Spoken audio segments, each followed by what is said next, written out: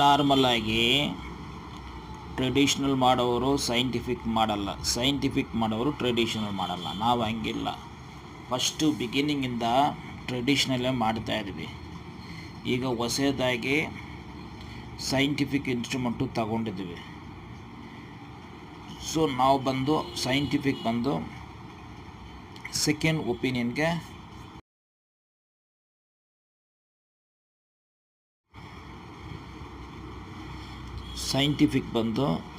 ಒಪಿನಿಯನ್ಗೆ ಅದು ತಗೊಳ್ತಾ ಇದ್ವಿ.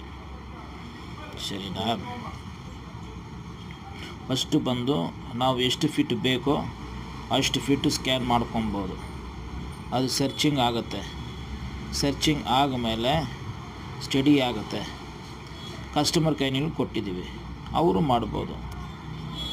ಇದು ಮಾಡಬೇಕಂತ ಏನು ಕಂಪಲ್ಸರಿ ಇಲ್ಲ. ಇದು ತೆಂಗಿನಕಾಯಿ ರೇಗೆ ಇರಬೇಕು ಅಂತ ತೆಂಗಿನಕಾಯಿ ಮಾಡ್ಬೋದು, ಇದು ಹಂಗಿಲ್ಲ, ಯಾರು ಬೇಕಾದರೂ ಮಾಡ್ಬೋದು. ಏನು ಡೇಟಾ ಬರುತ್ತೋ ನಾವು ಕಲೆಕ್ಷನ್ ಮಾಡಬೇಕು. ಸರಿನಾ? ಈಗ ನಾವು ಕೊಟ್ಟರೆ ಶೇಕ್ ಮಾಡ್ಬೋದು ಅಂತ ಹೇಳ್ಬೋದು. ಪಾಟಿಯಾಗಿ ತುಂಬಿಟ್ರೆ ಪಿಪ್ ಪಿಪ್ ಪಿಪ್ ಪಿಪ್ ಅಂತ ಸೌಂಡ್ ಬರುತ್ತೆ. ನೀರು ಯಾವ ಡೈರೆಕ್ಷನ್ ಬರುತ್ತಂತ ಅದನ್ನು ತೋರಿಸುತ್ತೆ. ಸರಿನಾ?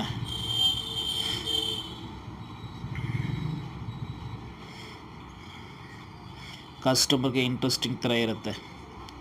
ಡೇಟಾ ಬಂದಮೇಲೆ ಕಂಪೇರ್ ಮಾಡಿ ನೋಡಬೇಕು. ನಾವು ಹೇಳಿದಕ್ಕೂ ಅದನ್ನು ಬಂದಿರೋದು ಆಲ್ಮೋಸ್ಟ್ ಸೇಮ್ ಇರುತ್ತೆ. ಒಂದು ಲೆವೆಲ್ ಬಂದಮೇಲೆ ಔಟ್ಪುಟ್ಟು ಇನ್ಕ್ರೀಸ್ ಆಗಲ್ಲ.